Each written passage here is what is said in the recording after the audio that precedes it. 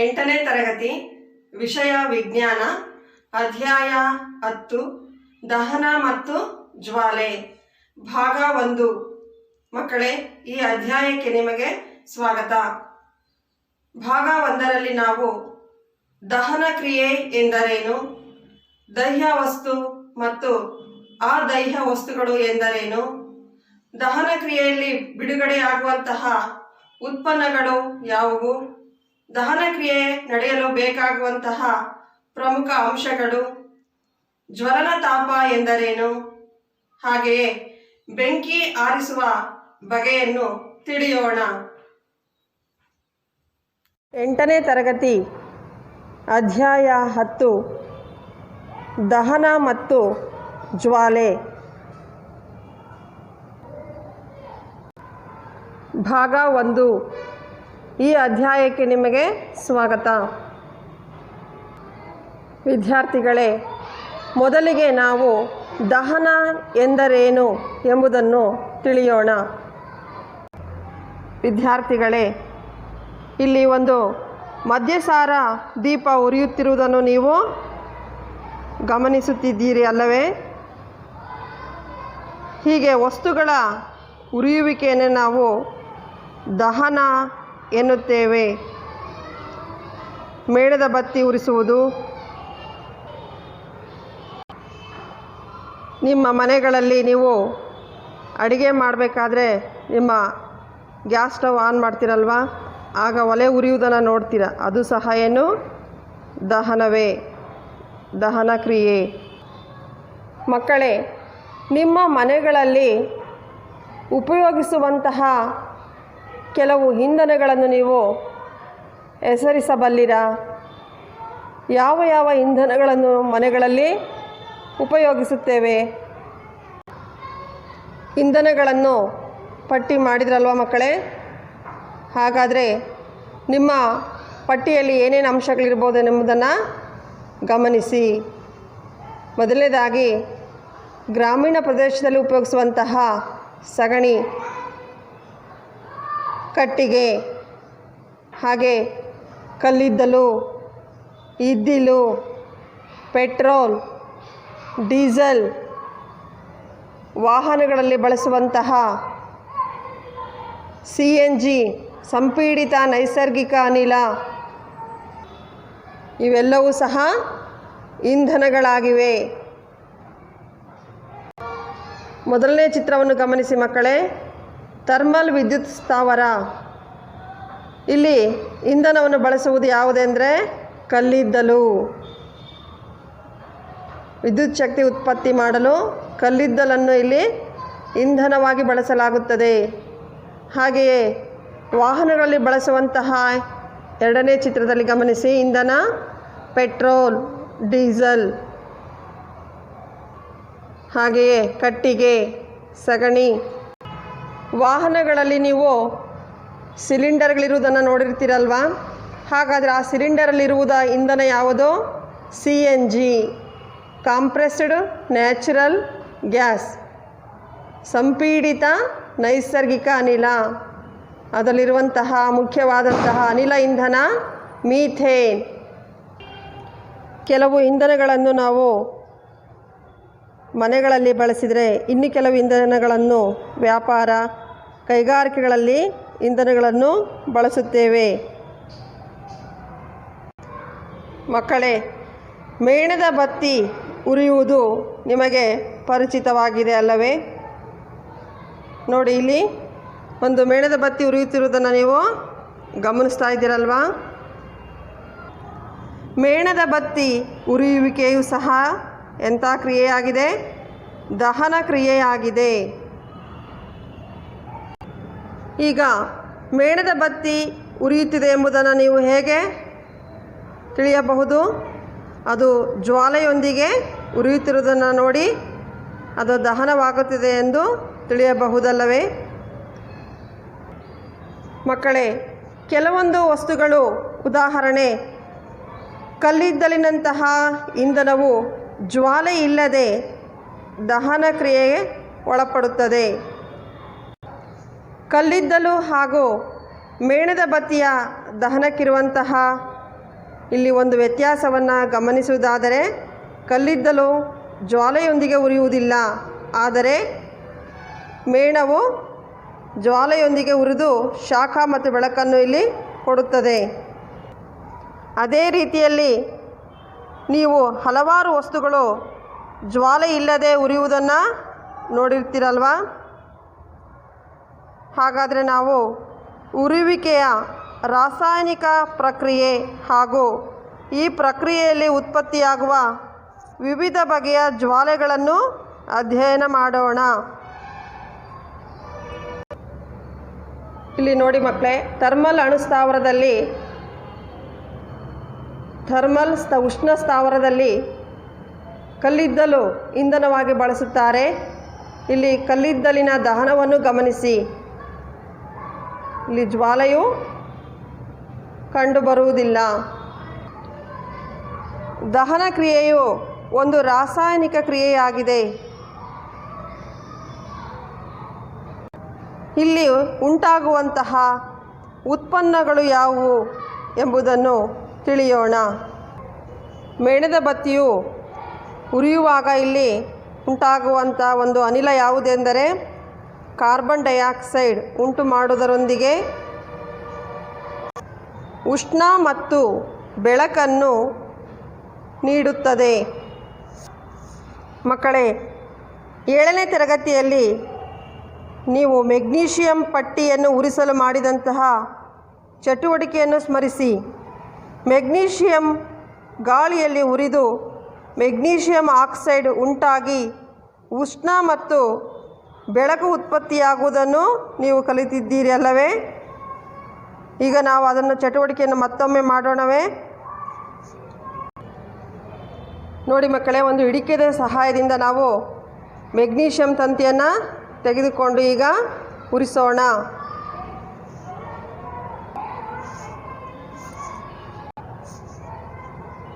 Magnesium ತಂತಿಯನ್ನು ನಾವು ಉರಿಸಿದಾಗ ಅದು ಪ್ರಕಾಶಮಾನವಾಗಿ ಉರಿದು ಬಿಳಿ ಬಣ್ಣದ ಮೆಗ್ನೀಷಿಯಂ ಆಕ್ಸೈಡ್ ಕೊಡುವುದರೊಂದಿಗೆ ಉಷ್ಣ ಮತ್ತು ಬೆಳಕನ್ನು ಕೊಡುತ್ತದೆ. ವಿದ್ಯಾರ್ಥಿಗಳೇ, ಕೆಲವು ದಹನ ಕ್ರಿಯೆಗಳು ನಿಧಾನವಾಗಿ ನಡೆಯುತ್ತವೆ, ಇನ್ನು ಕೆಲವು ದಹನ ಕ್ರಿಯೆಗಳು ವೇಗವಾಗಿ ನಡೆಯುತ್ತವೆ. ಇಲ್ಲಿ ನೀವು ಮೆಗ್ನೀಷಿಯಂ ತಂತಿ ಉರಿಯುವುದನ್ನು ಗಮನಿಸಬಹುದು.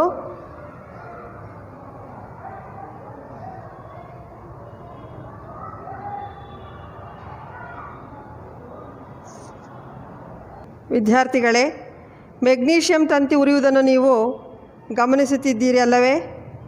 ಮೆಗ್ನೀಷಿಯಂ ತಂತಿ ವೇಗವಾಗಿ ಉರಿದು ಬೆಳಕು ಶಾಖ ಕೊಡುವುದರೊಂದಿಗೆ ಬಿಳಿಯ ಬಣ್ಣದ ಮೆಗ್ನೀಷಿಯಂ ಆಕ್ಸೈಡ್ ಉಂಟಾಗುತ್ತದೆ. ನೋಡಿದ್ರಲ್ವಾ? ಇಲ್ಲಿ ಬಿಳಿ ಬಣ್ಣದ ಮೆಗ್ನೀಷಿಯಂ ಹೊಸ ವಸ್ತು ಕೊಡುವುದರೊಂದಿಗೆ ಉಷ್ಣ ಮತ್ತು ಬೆಳಕನ್ನು ಕೊಡುತ್ತದೆ. ಹೀಗೆ ಮೆಗ್ನೀಷಿಯಂ ತಂತಿ ಉರಿಯುವುದು ಸಹ ಒಂದು ದಹನ ಕ್ರಿಯೆಯಾಗಿದೆ. ಮಕ್ಕಳೇ, ಹಾಗೆ ನಾವು ಇದ್ದಿಲು ಗಾಳಿಯಲ್ಲಿ ಉರಿಯುವುದನ್ನು ನೋಡಿದ್ದೇವೆ ಅಲ್ಲವೇ? ಕಲ್ಲಿದ್ದಲು ಕೂಡ ಗಾಳಿಯಲ್ಲಿ ಉರಿದಾಗ ಯಾವ ಅನಿಲ ಬಿಡುಗಡೆ ಆಗುತ್ತದೆ? ಕಾರ್ಬನ್ ಡೈಆಕ್ಸೈಡ್ ಬಿಡುಗಡೆ ಆಗುವುದರೊಂದಿಗೆ ಉಷ್ಣ ಮತ್ತು ಬೆಳಕನ್ನು ಉತ್ಪತ್ತಿ ಮಾಡುವುದನ್ನು ಸಹ ನಾವು ನೋಡಿದ್ದೇವೆ. ಹಾಗಾದರೆ ದಹನ ಕ್ರಿಯೆ ಎಂಬುದನ್ನು ನಾವು ಹೇಗೆ ವ್ಯಾಖ್ಯಾನಿಸಬಹುದು? ಮಕ್ಕಳೇ, ಯಾವುದೇ ವಸ್ತು ದಹನ ಕ್ರಿಯೆಗೆ ಒಳಗಾಗಬೇಕಾದ್ರೆ ಗಾಳಿಯಲ್ಲಿರುವಂತಹ ಒಂದು ಪ್ರಮುಖವಾದ ಧಾತು ಅವಶ್ಯವಿದೆ. ಆ ಧಾತು ಯಾವುದಂದರೆ ಕ್ರಿಯಾಪಟುವಾದಂತಹ ಆಕ್ಸಿಜನ್ ಅನಿಲ ಉರಿಲಿಕ್ಕೆ ಸಹಾಯ ಮಾಡುತ್ತದೆ. ಹೀಗೆ ಒಂದು ವಸ್ತುವು ಗಾಳಿಯಲ್ಲಿನ ಆಕ್ಸಿಜನ್ನೊಂದಿಗೆ ವರ್ತಿಸಿ ಉಷ್ಣವನ್ನು ಬಿಡುಗಡೆ ಮಾಡುವಂತಹ ಕ್ರಿಯೆಗೆ ದಹನ ಎಂದು ಕರೆಯುತ್ತೇವೆ. ದಹನ ಎಂದರೇನು? ಮತ್ತೊಮ್ಮೆ ಗಮನಿಸಿ ಮಕ್ಕಳೇ. ಒಂದು ವಸ್ತುವು ಆಕ್ಸಿಜನ್ನೊಂದಿಗೆ ವರ್ತಿಸಿ ಉಷ್ಣವನ್ನು ಬಿಡುಗಡೆ ಮಾಡುವ ರಾಸಾಯನಿಕ ಪ್ರಕ್ರಿಯೆಯನ್ನು ದಹನ ಎಂದು ಕರೆಯುತ್ತೇವೆ. ಮಕ್ಕಳೇ, ಹಾಗೆಯೇ ನಮ್ಮ ಆಹಾರ, ನಮ್ಮ ದೇಹಕ್ಕೆ ಇಂಧನ ಯಾವುದು? ನಾವು ಸೇವಿಸುವಂತಹ ಆಹಾರವೇ ನಮ್ಮ ದೇಹಕ್ಕೆ ಇಂಧನವೆಂದು ನಿಮಗೆ ತಿಳಿದಿದೆ ಅಲ್ಲವೇ? ಏಕೆಂದರೆ ನಮ್ಮ ದೇಹದಲ್ಲಿ ಆಹಾರವು ಆಕ್ಸಿಜನ್ನಿಂದ ವಿಭಜಿಸಿ ಉಷ್ಣವನ್ನು ಬಿಡುಗಡೆ ಮಾಡುತ್ತದೆ. ಆದ್ದರಿಂದ ಆಹಾರವನ್ನು ಸಹ ನಾವು ಏನಂತ ಕರಿಬೋದು? ಒಂದು ಇಂಧನವೆಂದು, ನಮ್ಮ ದೇಹದ ಇಂಧನ ಎಂದು ಕರೆಯಬಹುದು. ಮಕ್ಕಳೇ, ಯಾವ ವಸ್ತುಗಳು ದಹನಕ್ಕೆ ಒಳಗಾಗುತ್ತವೆಯೋ ಅಂತಹ ವಸ್ತುವನ್ನು ನಾವು ದಹ್ಯ ವಸ್ತು ಎಂದು ಕರೆಯುತ್ತೇವೆ. ಹಾಗೆಯೇ ಅದನ್ನು ಇಂಧನವೆಂದು ಕರೆಯುವರು. ದಹನ ಅಂದರೆ ಉರಿಯುವುದು. ದಹನಕ್ಕೆ ಒಳಗಾಗುವ ವಸ್ತುವೇ ದಹ್ಯ ವಸ್ತು. ಈಗ ಒಂದು ಮೇಣದ ಬತ್ತಿ ಉರಿಯುತ್ತಿರುವುದನ್ನು ನೀವು ನೋಡ್ತಿದ್ದೀರಲ್ವಾ? ಹಾಗಾದರೆ ಇಲ್ಲಿ ದಹನಕ್ಕೆ ಒಳಗಾಗುತ್ತಿರುವ ವಸ್ತು ಯಾವುದು? ಮೇಣದ ಬತ್ತಿ, ಮೇಣ. ಈ ಮೇಣದ ಬತ್ತಿ ಏನಾಗಾದರೆ ಅದೇ ದಹ್ಯ ವಸ್ತು. ವಿದ್ಯಾರ್ಥಿಗಳೇ, ಇಂಧನವು 3 ಸ್ಥಿತಿಗಳಲ್ಲಿಯೂ ಸಹ ಇರಬಹುದು. ಇಂಧನವು ಘನ, ದ್ರವ ಅಥವಾ ಅನಿಲವಾಗಿರಬಹುದು. ಉದಾಹರಣೆ, ಈ ಮದ್ಯಸಾರ ದೀಪದಲ್ಲಿರುವಂತಹ ಇಂಧನ ಈಥೈಲ್ ಆಲ್ಕೋಹಾಲ್, ಇದು ಯಾವ ಸ್ಥಿತಿಯಲ್ಲಿದೆ? ನೋಡಿದ್ರಲ್ವಾ? ಇದು ದ್ರವ ರೂಪದಲ್ಲಿ ಇದೆ. ಹಾಗಾದರೆ ಕೆಲವು ಇಂಧನಗಳು ದ್ರವ ರೂಪದಲ್ಲಿರುತ್ತೆ. ಹಾಗೆಯೇ ಮೇಣ ಘನ ರೂಪದಲ್ಲಿರುತ್ತದೆ. ಕೆಲವು ಇಂಧನಗಳು ಘನ ಸ್ಥಿತಿಯಲ್ಲಿ ಇರ್ತವೆ, ಕೆಲವು ದ್ರವ ರೂಪದಲ್ಲಿರುತ್ತವೆ. ಇನ್ನು ಕೆಲವು ಇಂಧನಗಳು ಅನಿಲ ರೂಪದಲ್ಲಿರುತ್ತವೆ. ಉದಾಹರಣೆ, ನಾವು ಮನೆಗಳಲ್ಲಿ ಬಳಸುವಂತಹ LPG ಸಿಲಿಂಡರ್ಗಳಲ್ಲಿ ತುಂಬಿರುವಂತಹ LPG, ಹಾಗೆ ವಾಹನಗಳಲ್ಲಿ ಬಳಸುವಂತಹ CNG, ಇವೆಲ್ಲವೂ ಅನಿಲ ಇಂಧನಗಳಿಗೆ ಉದಾಹರಣೆಗಳಾಗಿವೆ.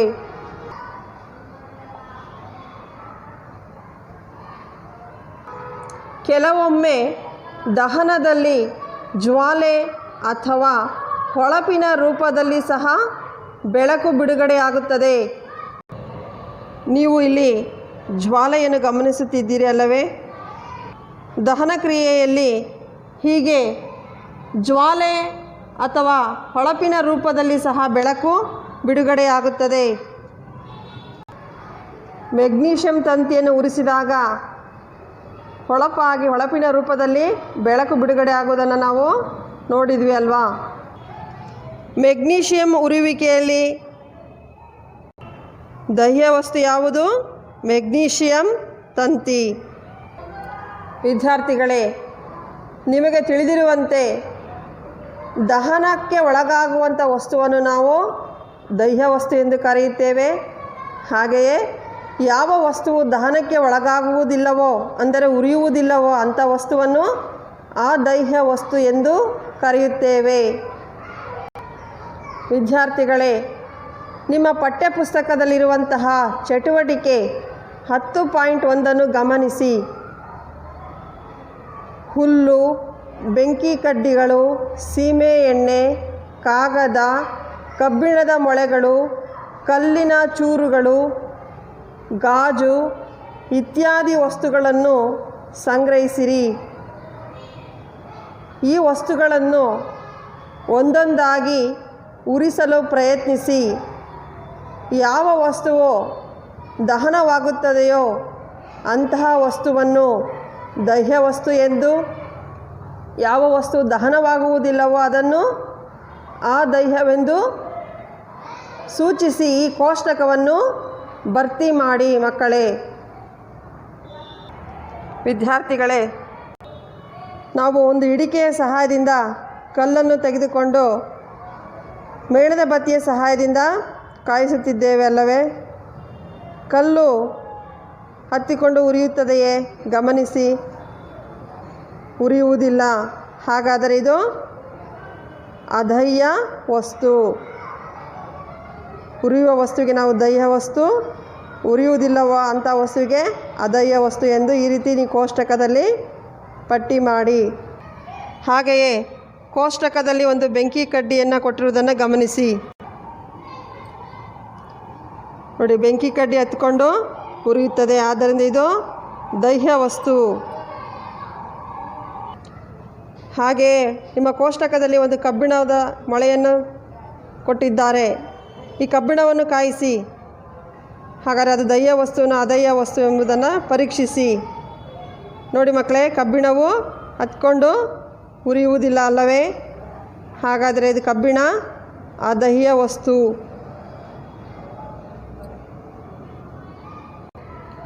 ಹಾಗೆಯೇ ನಿಮ್ಮ ಕೋಷ್ಟಕದಲ್ಲಿ ಕಾಗದ ಚೂರನ್ನು ಕೊಟ್ಟಿದ್ದಾರೆ ವಸ್ತುವನ್ನು. ಕಾಗದ ಉರಿಯುತ್ತಿರುವುದನ್ನು ಗಮನಿಸಿ.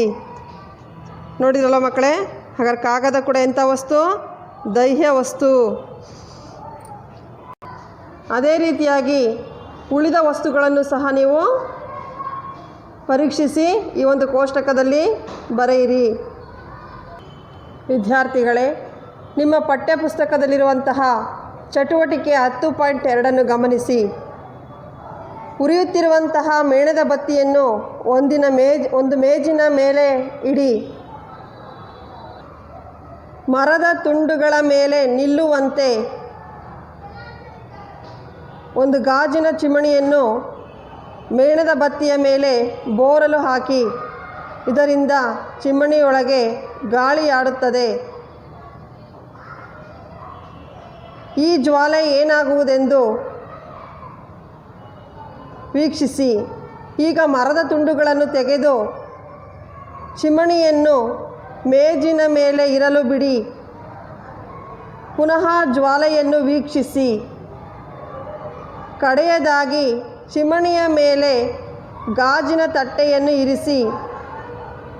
ನಂತರ ಪುನಃ ಜ್ವಾಲೆಯನ್ನು ವೀಕ್ಷಿಸಿ.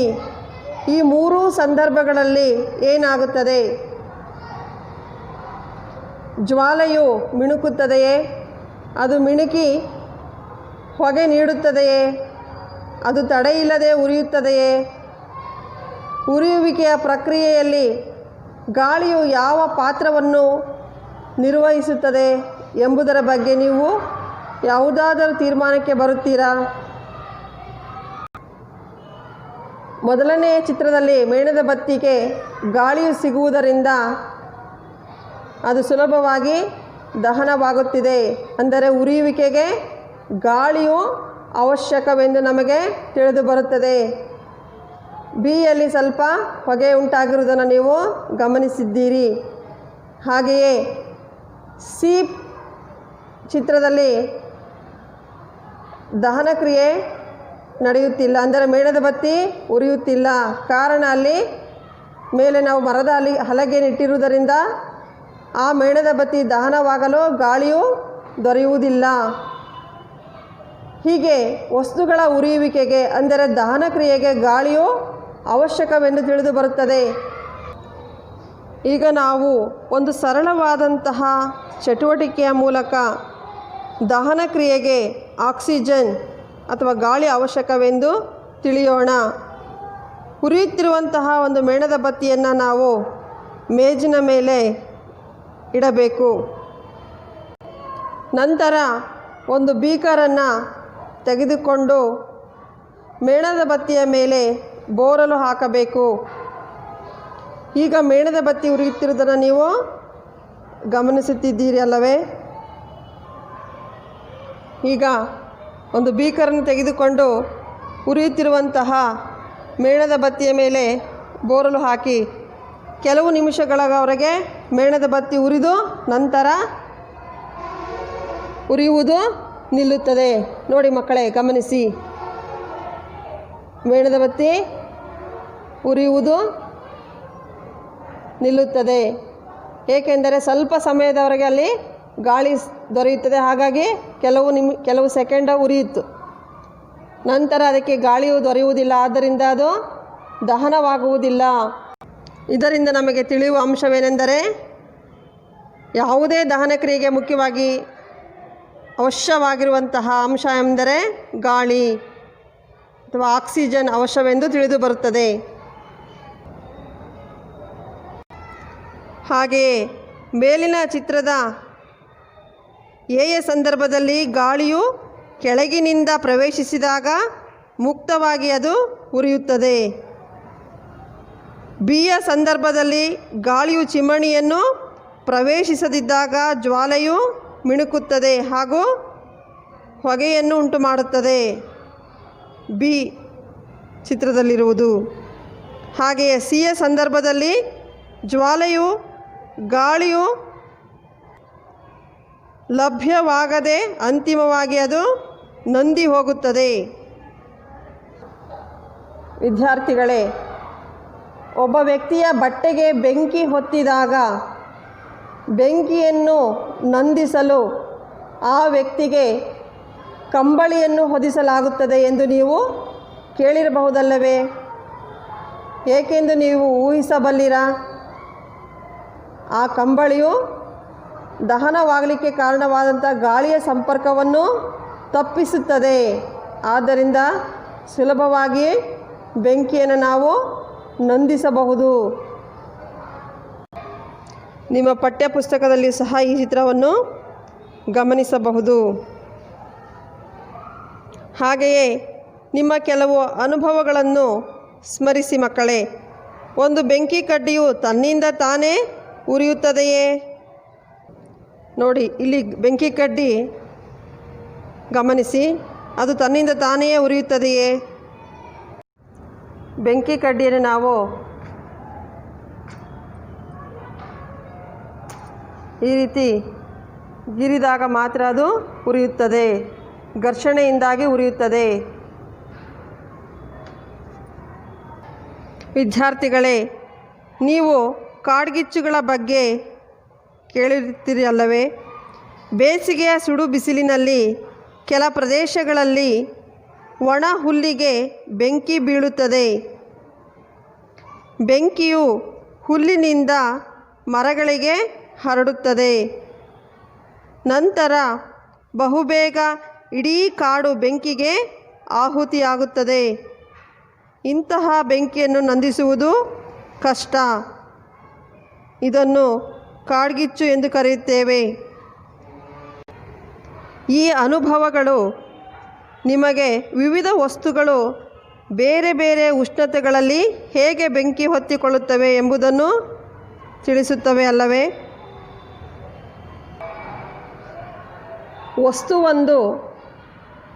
ವಸ್ತುವೊಂದಕ್ಕೆ ಬೆಂಕಿ ಹೊತ್ತಿಕೊಳ್ಳುವ ಕನಿಷ್ಠ ತಾಪವನ್ನು ನಾವು ಅದರ ಜ್ವಲನ ತಾಪ ಎನ್ನುತ್ತೇವೆ. ಜ್ವಲನ ತಾಪ ಎಂದರೇನು? ಮತ್ತೊಮ್ಮೆ ಗಮನಿಸಿ ಮಕ್ಕಳೇ. ವಸ್ತುವೊಂದಕ್ಕೆ ಬೆಂಕಿ ಹೊತ್ತಿಕೊಳ್ಳುವಂತಹ ಕನಿಷ್ಠ ತಾಪವನ್ನು ಅದರ ಜ್ವಲನ ತಾಪ ಎನ್ನುತ್ತೇವೆ. ಹಾಗಾದರೆ ಬೆಂಕಿ ಕಡ್ಡಿಯು ಕೊಠಡಿಯ ತಾಪದಲ್ಲಿ ಏಕೆ ಹೊತ್ತಿಕೊಳ್ಳುವುದಿಲ್ಲವೆಂದು ನೀವು ಈಗ ಹೇಳುವಿರಾ? ಬೆಂಕಿ ಪಟ್ಟಣದ ಬದಿಯಲ್ಲಿ ಬೆಂಕಿ ಕಡ್ಡಿಯನ್ನು ಉಜ್ಜಿದಾಗ ಏಕೆ ಉರಿಯುತ್ತದೆ? ಅಂದರೆ ದಹ್ಯ ವಸ್ತುವು ತನ್ನ ಜ್ವಲನ ತಾಪಕ್ಕಿಂತ ಕಡಿಮೆ ಉಷ್ಣ ಇರುವವರೆಗೂ ಹೊತ್ತಿಕೊಳ್ಳುವುದಿಲ್ಲ. ಆ ಬೆಂಕಿ ಕಡ್ಡಿಯನ್ನು ನಾವು ಉಜ್ಜಿದಾಗ ಏನಾಗುತ್ತದೆ? ಅದರ ಜ್ವಲನ ತಾಪ ಹೆಚ್ಚಾಗುವುದರಿಂದ ಅದು ಹೊತ್ತಿಕೊಳ್ಳುತ್ತದೆ ಎಂದು ತಿಳಿಯಿತಲ್ಲವೇ? ಉರಿಯುತ್ತಿರುವ ಒಲೆಯ ಮೇಲೆ ದೀರ್ಘಕಾಲದವರೆಗೆ ಇರಿಸಿರುವಂತಹ ಬಾಣಲೆಯಲ್ಲಿರುವ ಅಡಿಗೆ ಎಣ್ಣೆಗೆ ಬೆಂಕಿ ಹೊತ್ತಿಕೊಳ್ಳುವುದನ್ನು ನೀವು ಎಂದಾದರೂ ನೋಡಿರುವಿರಾ? ಸೀಮೆ ಎಣ್ಣೆ ಮತ್ತು ಕಟ್ಟಿಗೆ ಕೊಠಡಿ ಉಷ್ಣತೆಯಲ್ಲಿ ತನ್ನಿಂದ ತಾನೇ ಹೊತ್ತಿಕೊಳ್ಳುವುದಿಲ್ಲ. ಸೀಮೆ ಎಣ್ಣೆಗೆ ಉಷ್ಣ ನೀಡಿದರೆ ಅದು ಹೊತ್ತಿಕೊಳ್ಳುತ್ತದೆ. ಆದರೆ ಕಟ್ಟಿಗೆಯನ್ನು ಸ್ವಲ್ಪ ಕಾಸಿದರೆ ಅದು ಹೊತ್ತಿಕೊಳ್ಳುವುದಿಲ್ಲ. ಅಂದರೆ ಸೀಮೆ ಎಣ್ಣೆಯು ಕಟ್ಟಿಗೆಗಿಂತ ಕಡಿಮೆ ದಹನ ತಾಪವನ್ನು ಹೊಂದಿದೆ ಎಂದು ಅರ್ಥವಲ್ಲವೇ? ಆದ್ದರಿಂದ ನಾವು ಸೀಮೆ ಎಣ್ಣೆಯನ್ನು ಸಂಗ್ರಹಿಸಲು ವಿಶೇಷವಾದ ಕಾಳಜಿಯನ್ನು ಎಚ್ಚರಿಕೆಯಿಂದ ವಹಿಸಬೇಕು. ಅಂದರೆ ವಸ್ತುವು ಉರಿಯಲು ಜ್ವಲನ ತಾಪವನ್ನು ತಲುಪುವುದು ಅವಶ್ಯವೆಂದು ಇದರಿಂದ ತಿಳಿಯುತ್ತದೆ ಅಲ್ಲವೇ ಮಕ್ಕಳೇ? ಕಟ್ಟಿಗೆಯನ್ನು ನಾವು ಉರಿಸಬೇಕಾದ್ರೆ ಸೀಮೆ ಎಣ್ಣೆಯನ್ನು ಏಕೆ ಬಳಸುತ್ತೇವೆ ಎಂದು ತಿಳಿಯುತ್ತಲ್ಲವೇ? ಆ ಕಟ್ಟಿಗೆಯ ಜ್ವಲನ ತಾಪವನ್ನು ಹೆಚ್ಚಿಸಲು. ಕಟ್ಟಿಗೆಯ ಜ್ವಲನ ತಾಪ ಸೀಮೆ ಎಣ್ಣೆಗಿಂತ ಹೆಚ್ಚಾಗಿರುತ್ತದೆ. ಆ ಜ್ವಲನ ತಾಪವನ್ನು ಕಡಿಮೆ ಮಾಡಲು ನಾವು ಸೀಮೆ ಎಣ್ಣೆಯನ್ನು ಬಳಸುತ್ತೇವೆ. ವಿದ್ಯಾರ್ಥಿಗಳೇ, ನಿಮ್ಮ ಪಠ್ಯಪುಸ್ತಕದಲ್ಲಿರುವಂತಹ ಮತ್ತೊಂದು ಚಟುವಟಿಕೆ 10.4 ಗಮನಿಸಿ. ಒಂದು ಕಾಗದವನ್ನು ಮಡಚಿ 2 ಕಾಗದದ ಬಟ್ಟಲುಗಳನ್ನು ಮಾಡಿ ಒಂದು ಬಟ್ಟಲಲ್ಲಿ 50 ml ನೀರನ್ನು ಹಾಕಿ 2 ಬಟ್ಟಲುಗಳನ್ನು ಪ್ರತ್ಯೇಕವಾಗಿ ಮೇಣದ ಬತ್ತಿ ಬಳಸಿ ಕಾಸಿರಿ. ಆಗ ನೀವು ಏನನ್ನು ವೀಕ್ಷಿಸುವಿರಿ? ಗಮನಿಸಿ ಮಕ್ಕಳೇ. ಯಾವ ಕಾಗದದ ಬಟ್ಟಲು ಬೇಗನೆ ಉರಿಯುತ್ತದೆ? ಕಾಗದದ ಲೋಟಕ್ಕೆ ನೀಡಿದ ಉಷ್ಣವು ದಹನದಿಂದ ನೀರಿಗೆ ವರ್ಗಾವಣೆಯಾಗುತ್ತದೆ. ನೀರಿನ ಉಪಸ್ಥಿತಿಯಲ್ಲಿ ಕಾಗದವು ಅದರ ಜ್ವಲನ ತಾಪವನ್ನು ತಲುಪುವುದಿಲ್ಲ. ಕಾಗದದ ಖಾಲಿ ಬಟ್ಟಲು ಸುಲಭವಾಗಿ ಉರಿಯುತ್ತದೆ. ಆದರೆ ನೀರಿರುವ ಕಾಗದದ ಬಟ್ಟಲಿಗೆ ಏನಾಗುತ್ತದೆ? ನೀರಿನ ಉಪಸ್ಥಿತಿಯಲ್ಲಿ ಕಾಗದವು ಅದರ ಜ್ವಲನ ತಾಪವನ್ನು ತಲುಪುವುದಿಲ್ಲ. ಆದ್ದರಿಂದ ಅದು ಉರಿಯುವುದಿಲ್ಲ. ಯಾವ ವಸ್ತುಗಳು ಅತ್ಯಂತ ಕಡಿಮೆ ಜ್ವಲನ ತಾಪವನ್ನು ಹೊಂದಿದ್ದು ಸುಲಭವಾಗಿ ಜ್ವಾಲೆಯಿಂದ ಹೊತ್ತಿಕೊಳ್ಳುತ್ತವೆಯೋ ಅಂತಹ ವಸ್ತುಗಳನ್ನು ನಾವು ದಹ್ಯ ವಸ್ತುಗಳು ಎನ್ನುತ್ತೇವೆ. ಹಾಗಾದರೆ ದಹ್ಯ ವಸ್ತುಗಳು ಎಂದರೇನು? ಮತ್ತೊಮ್ಮೆ ಗಮನಿಸಿ ಮಕ್ಕಳೇ. ಯಾವ ವಸ್ತುಗಳು ಅತ್ಯಂತ ಕಡಿಮೆ ಜ್ವಲನ ತಾಪವನ್ನು ಹೊಂದಿದ್ದು ಸುಲಭವಾಗಿ ಜ್ವಾಲೆಯಿಂದ ಹೊತ್ತಿಕೊಳ್ಳುತ್ತವೆಯೋ ಅಂತಹ ವಸ್ತುಗಳನ್ನು ದಹ್ಯ ವಸ್ತುಗಳು ಎನ್ನುವರು. ಉದಾಹರಣೆ: ಪೆಟ್ರೋಲ್, ಆಲ್ಕೋಹಾಲ್, ಸಿಲಿಂಡರ್ಗಳಲ್ಲಿರುವಂತಹ ದ್ರವಿತ ಪೆಟ್ರೋಲಿಯಂ ಅನಿಲ, ಮದ್ಯಸಾರದಲ್ಲಿರುವಂತಹ ಆಲ್ಕೋಹಾಲ್, ಇವು ದಹ್ಯ ವಸ್ತುಗಳಿಗೆ ಉದಾಹರಣೆಗಳಾಗಿವೆ. ವಿದ್ಯಾರ್ಥಿಗಳೇ, ಹಾಗಾದರೆ ನಾವು ಬೆಂಕಿಯನ್ನು ಹೇಗೆ ನಿಯಂತ್ರಿಸಬಹುದು ಎಂಬುದನ್ನು ತಿಳಿಯೋಣ. ಚಿತ್ರದಲ್ಲಿ ಗಮನಿಸಿ ಮಕ್ಕಳೇ. ಅಗ್ನಿಶಾಮಕದವರು ನೀರನ್ನು ಹೆಚ್ಚು ಒತ್ತಡದಲ್ಲಿ ಹಾಯಿಸಿ ಬೆಂಕಿಯನ್ನು ನಂದಿಸುತ್ತಿರುವುದನ್ನು ನೀವು ಗಮನಿಸಬಹುದು.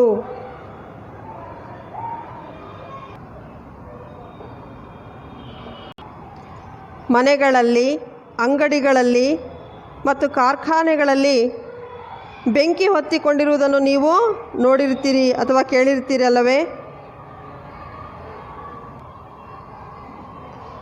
ಅದಕ್ಕಾಗಿ ನೀವು ನಿಮ್ಮ ಪ್ರದೇಶದಲ್ಲಿರುವ ಅಗ್ನಿಶಾಮಕ ಸೇವೆಯ ದೂರವಾಣಿ ಸಂಖ್ಯೆಯನ್ನು ಕಂಡುಕೊಳ್ಳಿ.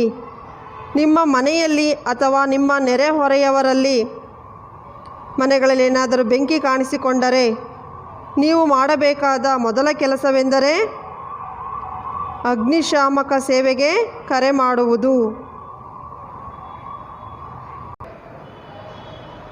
ಇಂಧನ, ಗಾಳಿ ಮತ್ತು ಉಷ್ಣ ಇವುಗಳಲ್ಲಿ ಒಂದು ಅಥವಾ ಹೆಚ್ಚು ಅಂಶಗಳನ್ನು ತೆಗೆಯುವುದರಿಂದ ನಾವು ಬೆಂಕಿಯನ್ನು ನಿಯಂತ್ರಿಸಬಹುದು. ಇಂಧನ, ಗಾಳಿ ಅಂದರೆ ಆಕ್ಸಿಜನನ್ನು ಸರಬರಾಜು ಮಾಡುವಂಥದ್ದನ್ನು ತಪ್ಪಿಸುವುದು, ಮತ್ತು ಉಷ್ಣ ಅಂದರೆ ಇಂಧನವನ್ನು ಅದರ ಜ್ವಲನ ತಾಪಕ್ಕಿಂತ ನಾವು ಹೆಚ್ಚಿನ ತಾಪಕ್ಕೆ ಏರಿಸುವುದರಿಂದ, ಇವುಗಳಲ್ಲಿ ಒಂದು ಅಥವಾ ಹೆಚ್ಚು ಅಂಶಗಳನ್ನು ತೆಗೆಯುವುದರಿಂದ ನಾವು ಬೆಂಕಿಯನ್ನು ನಿಯಂತ್ರಿಸಬಹುದು. ಮಕ್ಕಳೇ, ಅಗ್ನಿಶಾಮಕ ದಳದವರು ಆಗಮಿಸಿದಾಗ ಅವರು ಏನು ಮಾಡುತ್ತಾರೆ ಎಂಬುದು ನಿಮಗೆ ತಿಳಿದಿದೆ ಅಲ್ಲವೇ? ಬೆಂಕಿಯ ಮೇಲೆ ನೀರನ್ನು ಅದು ಸುರಿಯುತ್ತದೆ. ನೀರು ಸಾಮಾನ್ಯವಾಗಿ ನಾವು ಬೆಂಕಿ ಆರಿಸಲು ಬಳಸುವಂತಹ ವಸ್ತುವಾಗಿದೆ. ಉರಿಯುತ್ತಿರುವ ವಸ್ತುವಿನ ಮೇಲೆ ನೀರನ್ನು ಹಾಕುವುದರಿಂದ ನೀರು ದಹ್ಯ ವಸ್ತುವಿನ ತಾಪವನ್ನು ಅದರ ದಹನ ತಾಪ ಅಥವಾ ಜ್ವಲನ ತಾಪಕ್ಕಿಂತ ಕಡಿಮೆ ಆಗುವ ಹಾಗೆ ತಂಪುಗೊಳಿಸುತ್ತದೆ. ಇದು ಬೆಂಕಿ ಹರಡುವುದನ್ನು ತಡೆಯುತ್ತದೆ. ನೀರಾವಿಯು ದಹ್ಯ ವಸ್ತುವನ್ನು ಸುತ್ತುವರೆದು ಅದಕ್ಕೆ ಗಾಳಿಯ ಸರಬರಾಜನ್ನು ತಡೆಯುತ್ತದೆ. ಹಾಗಾಗಿ ಬೆಂಕಿಯು ನಂದಿ ಹೋಗುತ್ತದೆ. ಹಾಗಾದರೆ ನೀರು ಹೇಗೆ ಬೆಂಕಿಯನ್ನು ನಂದಿಸುತ್ತದೆ ಎಂಬುದು ನಿಮಗೆ ತಿಳಿಯಿತಲ್ಲವೇ? ಮಕ್ಕಳೇ, ನಿಮ್ಮ ಪಠ್ಯಪುಸ್ತಕದಲ್ಲಿರುವಂತಹ ಈ ಬೆಂಕಿ ಆರಿಸುವಂತಹ ಉಪಕರಣವನ್ನು ಗಮನಿಸಿ. ವಿದ್ಯುತ್ ಉಪಕರಣ ಮತ್ತು ಪೆಟ್ರೋಲ್ನಂತಹ ದಹ್ಯ ವಸ್ತುವನ್ನೊಳಗೊಂಡ ಬೆಂಕಿಯನ್ನು ನಂದಿಸಲು ಕಾರ್ಬನ್ ಡೈಆಕ್ಸೈಡ್ ಅತ್ಯುತ್ತಮ ಶಾಮಕವಾಗಿದೆ. ನೋಡಿ, ಇಲ್ಲಿ ಕಾರ್ಬನ್ ಡೈಆಕ್ಸೈಡನ್ನು ಸಹ ಬೆಂಕಿಯನ್ನು ನಂದಿಸಲು ಬಳಸುತ್ತಾರೆ. ಕಾರ್ಬನ್ ಡೈಆಕ್ಸೈಡ್ ಆಕ್ಸಿಜನ್ಗಿಂತಲೂ ಭಾರವಾಗಿದ್ದು ಬೆಂಕಿಯನ್ನು ಹೊದಿಕೆಯಂತೆ ಮುಚ್ಚುತ್ತದೆ. ಇಂಧನ ಹಾಗೂ ಆಕ್ಸಿಜನ್ನ ಸಂಪರ್ಕ ಕಡಿತವಾಗುವುದರಿಂದ ಬೆಂಕಿಯು ಹತೋಟಿಗೆ ಬರುತ್ತದೆ. ಅದೇ ರೀತಿಯಾಗಿ ಕಾರ್ಬನ್ ಡೈಆಕ್ಸೈಡ್ನ ಮತ್ತೊಂದು ಪ್ರಯೋಜನವೆಂದರೆ ಅದು ವಿದ್ಯುತ್ ಉಪಕರಣಕ್ಕೆ ಯಾವುದೇ ಹಾನಿಯನ್ನು ಉಂಟು ಮಾಡುವುದಿಲ್ಲ. ಕಾರ್ಬನ್ ಡೈಆಕ್ಸೈಡ್ನ ಸರಬರಾಜನ್ನು ನಾವು ಹೇಗೆ ಪಡೆಯಬಹುದು? ಹಾಗಾದರೆ ಇದನ್ನು ಅಧಿಕ ಒತ್ತಡದಲ್ಲಿ ಸಿಲಿಂಡರ್ಗಳಲ್ಲಿ ದ್ರವ ರೂಪದಲ್ಲಿ ಸಂಗ್ರಹಿಸುತ್ತಾರೆ. ನಿಮ್ಮ ಮನೆಗಳಲ್ಲಿ ಉಪಯೋಗಿಸುವಂತಹ LPGಯನ್ನು ಯಾವ ರೂಪದಲ್ಲಿ ಸಿಲಿಂಡರ್ಗಳಲ್ಲಿ ಸಂಗ್ರಹಿಸಲಾಗುತ್ತದೆಯೋ ಹಾಗೆ ಕಾರ್ಬನ್ ಡೈಆಕ್ಸೈಡ್ ಗಾತ್ರದಲ್ಲಿ ಭಾಳಷ್ಟು ಹಿಗ್ಗುತ್ತದೆ ಮತ್ತು ತಂಪಾಗುತ್ತದೆ. ಅದರಿಂದ ಸಿಲಿಂಡರ್ಗಳಲ್ಲಿ ತುಂಬಲಾಗುತ್ತದೆ. ಅದು ಬೆಂಕಿಯ ಸುತ್ತ ಹೊದಿಕೆಯಂತಾಗುವುದಲ್ಲದೆ ಇಂಧನದ ಉಷ್ಣತೆಯನ್ನು ಸಹ ಕಡಿಮೆ ಮಾಡುತ್ತದೆ. ಆದ್ದರಿಂದ ಅದು ಅತ್ಯುತ್ತಮವಾದಂತಹ ಒಂದು ಅಗ್ನಿಶಾಮಕವಾಗಿದೆ. ಕಾರ್ಬನ್ ಡೈಆಕ್ಸೈಡನ್ನು ಪಡೆಯುವಂತಹ ಮತ್ತೊಂದು ವಿಧಾನವೆಂದರೆ ಸೋಡಿಯಂ ಬೈಕಾರ್ಬೋನೇಟ್ ಅಥವಾ ಅಡಿಗೆ ಸೋಡಾ ಅಥವಾ ಪೊಟ್ಯಾಷಿಯಂ ಬೈಕಾರ್ಬೋನೇಟ್ಗಳಂತಹ ರಾಸಾಯನಿಕಗಳ ಶುಷ್ಕ ಪುಡಿಯನ್ನು ಬಳಸಿಯೂ ಸಹ ಕಾರ್ಬನ್ ಡೈಆಕ್ಸೈಡನ್ನು ಉತ್ಪತ್ತಿ ಮಾಡಲಾಗುತ್ತದೆ. ಬೆಂಕಿ ಆರಿಸುವಂತಹ ಉಪಕರಣಗಳು ಹೇಗೆ ಕಾರ್ಯನಿರ್ವಹಿಸುತ್ತವೆ ಎಂಬುದು ನಿಮಗೆ ತಿಳಿಯಿತಲ್ವ ಮಕ್ಕಳೇ?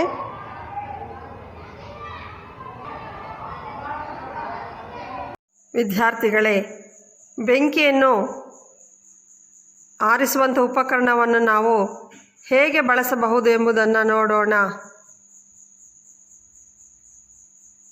ಬೆಂಕಿ ಆರಿಸುವಂತಹ ಯಂತ್ರವನ್ನು ಗಮನಿಸಿ. ಮನೆಗಳಲ್ಲಿ ಬೆಂಕಿ ಹತ್ತಿದಾಗ ಅದನ್ನು ನಾವು ಹೇಗೆ ಬಳಸಬೇಕು?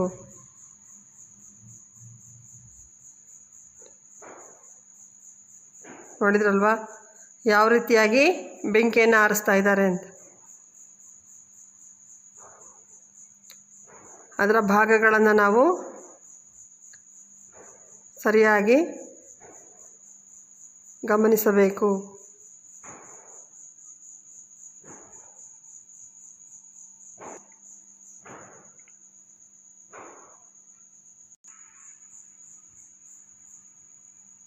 ಬೆಂಕಿಯನ್ನು ಯಾವ ರೀತಿಯಾಗಿ ಆರಿಸ್ತಾ ಇದ್ದಾರೆ ಎಂಬುದನ್ನು ನೀವು ನೋಡಬಹುದು. ಇಲ್ಲಿ ಅನುಸರಿಸಬಹುದಾದಂತಹ ಕ್ರಮಗಳು ಎಸ್ ಅಂದರೆ ಸ್ಕ್ವೀಸ್,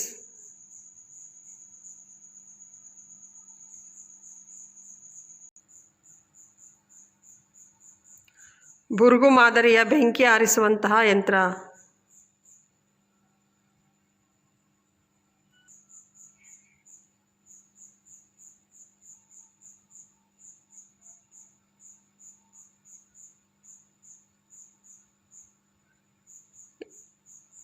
ನೋಡಿದ್ರಲ್ವ ಮಕ್ಕಳೇ ಯಾವ ರೀತಿಯಾಗಿ